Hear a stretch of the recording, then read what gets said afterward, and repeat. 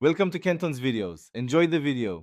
In this video, I will show how to play Among Us on computer step by step.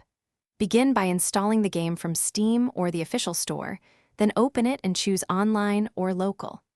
Customize your avatar and name, and learn how to join a game with a lobby code or host your own session.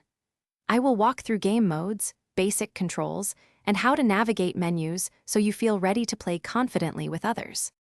Use WASD or arrow keys to move, and the mouse to interact with tasks and reports. Focus on clearing simple tasks like wiring, card swipe, and medbay scans to help your crew and build trust. Keep an eye on the taskbar to track overall progress, and use vents only if you are the imposter. I will explain task markers, visual cues, and positioning to help you succeed as crew or imposter.